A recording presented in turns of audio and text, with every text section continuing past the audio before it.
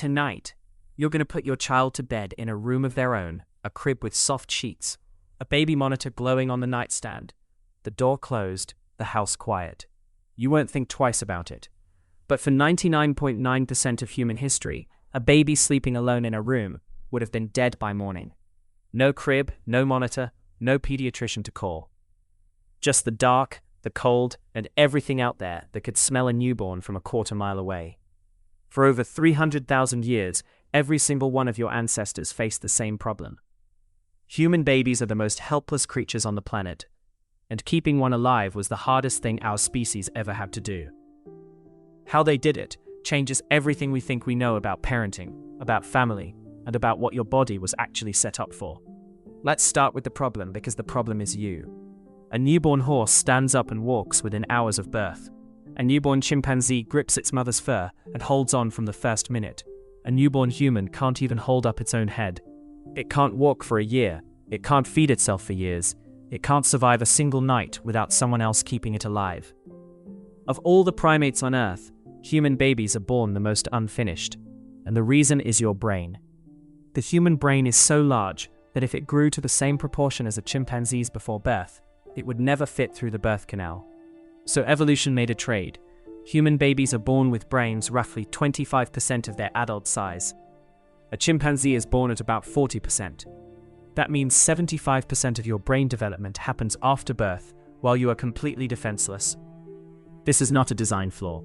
This is the deal. We got the most powerful brain on the planet. The price was the most helpless infant on the planet. And for 300,000 years, every mother who gave birth faced this equation. A baby that couldn't cling. A baby that couldn't run. A baby that couldn't even stay quiet when a predator was close. In a world full of leopards, hyenas, and snakes, that baby was not a gift. It was a target. So, how did they keep it alive? The answer is something modern humans have almost completely abandoned. They didn't do it alone. In 2009, anthropologist Sarah Blaffer-Hrdy published a book called Mothers and Others. Her argument was simple and devastating. Humans are not like other great apes. A chimpanzee mother raises all her offspring almost entirely by herself. She carries, feeds, and protects her baby solo for 5 years before she can have another. If anyone else tries to touch that infant, she attacks them. Humans are the opposite. We are what biologists call cooperative breeders. We evolved to raise children as a group, not because it was nice, because it was the only way to keep them alive. Without the energy and protection provided by others, the enormous cost of growing a human brain inside a helpless body would have driven our species to extinction. We didn't survive because we were strong. We survived because we shared the weight.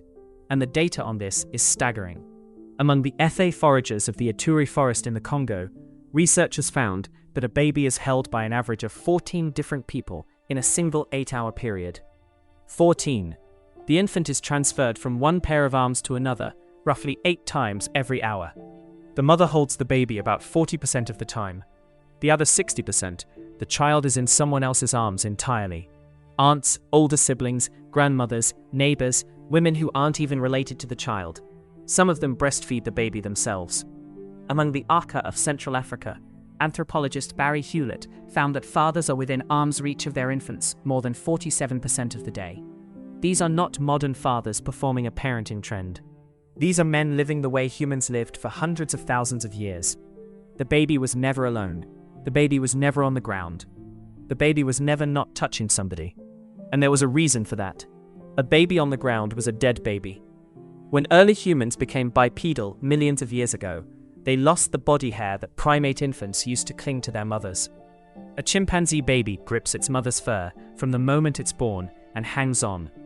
A human baby has nothing to hold, so mothers carried them every hour, every day, for years.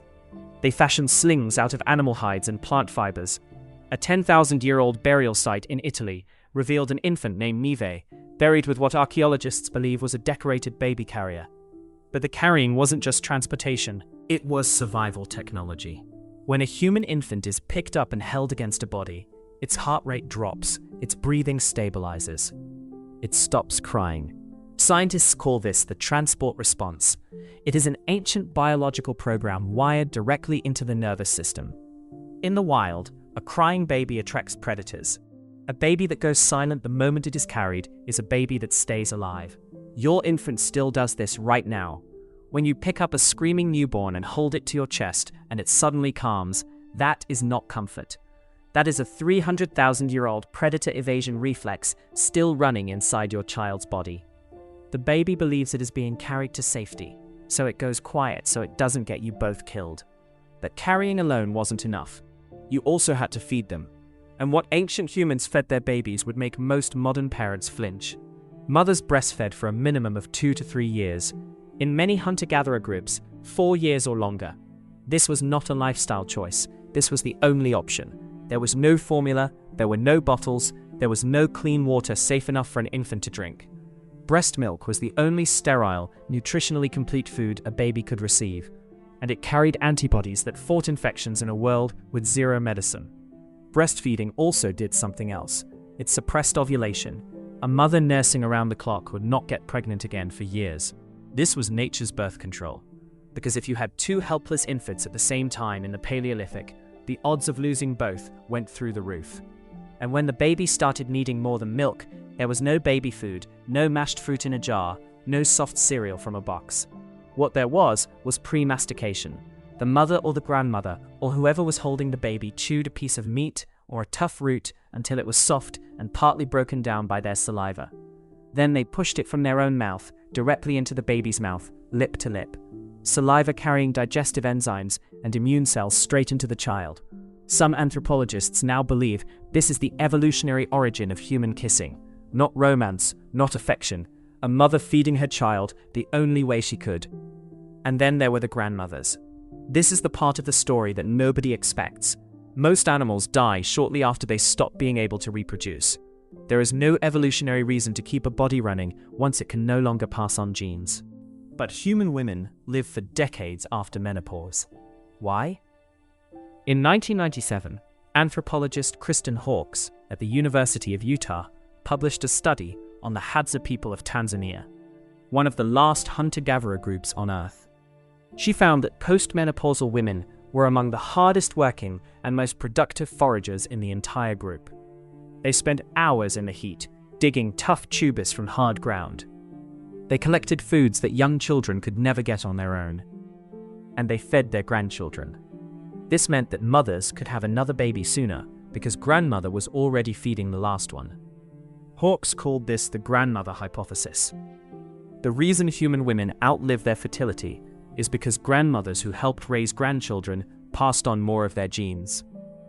Your long lifespan exists because 300,000 years ago, an old woman digging roots in the African sun was the difference between a child living and a child starving. Menopause is not a breakdown, it is a strategy. One of the most successful strategies our species ever evolved.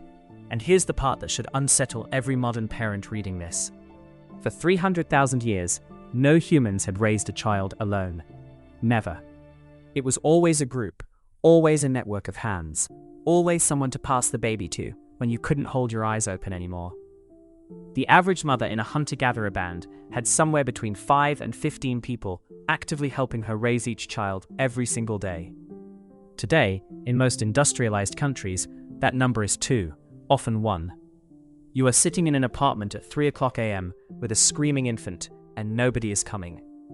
No grandmother down the path, no aunt in the next shelter, no neighbor who will hold your baby while you sleep for an hour. The exhaustion and loneliness that modern parents feel is not weakness. It is not a failure of character.